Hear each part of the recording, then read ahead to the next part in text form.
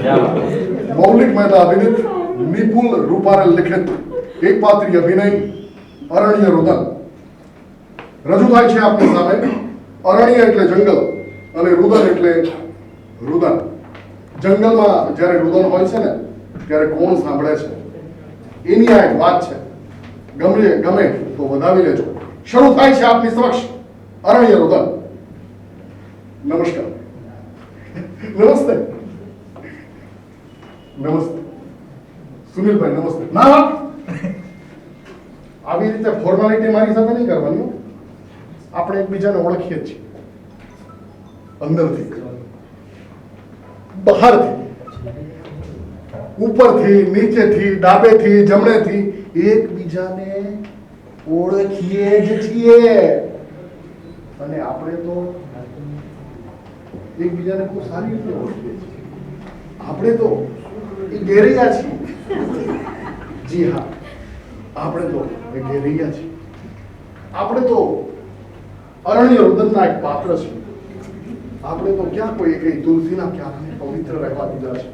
આપણે તો જ્યારે મળવાનું હોય ને, ચા પીવાની હોય ને, ત્યારે આપણું જ મંથન કર્યું છે. અને એ જ મંથનનું સર્જન છું હું. આઈ એમ સમથિંગ.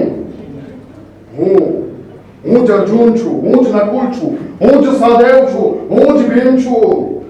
સાહેબ પણ હું જ છું.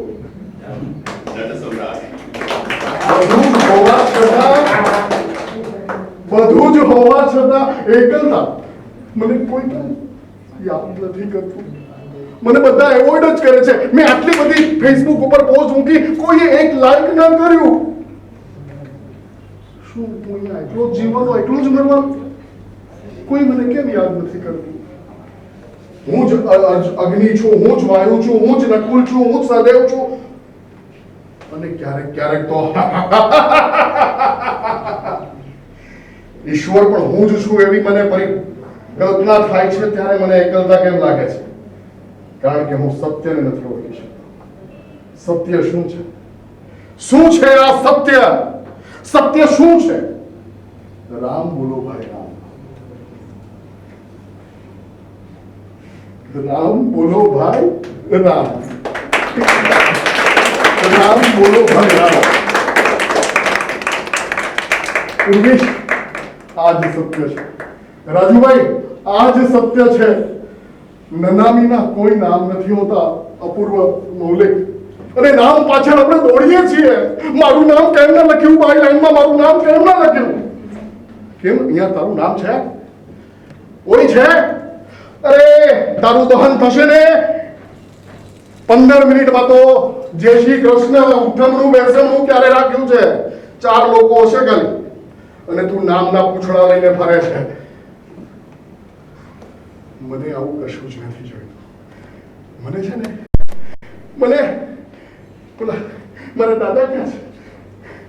મને દાદા ઓલી વાર્તા કોને તમે જે કહેતા હતા એ મને બહુ ગમતી. હા, એ વાર્તા કોણ? એમાં તો મને કહેતા ચંદુવાળી રી છે એકલું ફરવા ચાલ્યું, હાથમાં લીધી સોટી. એ વાર્તા છે ને, એ મને હજુ યાદ છે. દાદા, તમે જે કબીરની વાત કરતા હતા. હા પપ્પા, તમે મને ઓલા જે 5 રૂપિયા આપતા હતા ને, એમાં હું ઓલો સત્તારભાઈનો ગોલો ખાતો હતો ને, કે હવે મને મેકડોનલ્ડમાં મજા નથી આવતી. પણ સ્ટેટસ છે, આવું જ કરવું પડે. કપડા આવા જ પહેરવા પડે. તારું નહીં ચાલે, તમાશાઓનું ચાલશે. એ તને નચાવશે. નાચ નાચ નાચ નાચ, તારે નાચવાનું.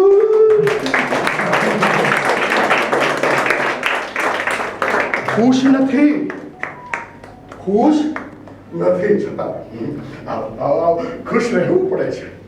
ખુશ નથી છતાં ખુશ રહેવું પડે છે ને. ખુશ નથી છતાં ખુશ રહેવું પડે છે. બધું જ જાણતા હોવા છતાં મૌન રહેવું પડે છે. કે શિવ શંભુની માફક અમૃતને છોડી વિષ પણ પીવું પડે છે. ખબર છે જિંદગી એક આબાદ નાટક છે. ખબર છે જિંદગી એક આબાદ નાટક છે. તેથી બરબાદ થઈને પણ ભજવવું પડે છે. પણ મારે આ નાટક નથી રાખવું. મારે તો બનવું છે. જી હા, મને ઓલા ખડખડ વહેતા ઝરણાનું સંગીત આપો. મને સૂર્યનો તાપ ન આપો. મને મારા મમ્મીનો ખોળો આપો. મને તો એ મમ્મીની હારે સરસ મની કાલી વાતો કરવી છે. મારે બેનની રાખડીની વાતો કરવી છે. મારે પપ્પાની સાથે એ શેરીઓ રેલવે સ્ટેશન જોવા છે. અને હું જ્યારે મોટો સાહેબ બની જાઉં ને ત્યારે મારે એવા મિત્રો જોઈએ છે જે મને સાહેબ નહીં પણ મને બ્રધર કહે ને, બ્રધર.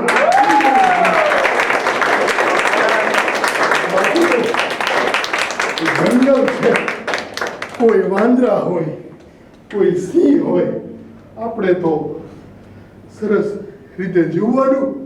હા, જીવવાનું. હાલો સુનિલભાઈ, આપણે મોજ કરીએ.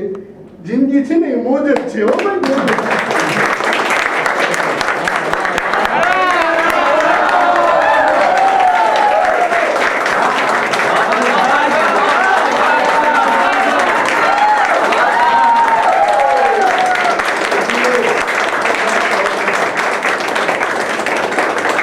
ઘણા વર્ષે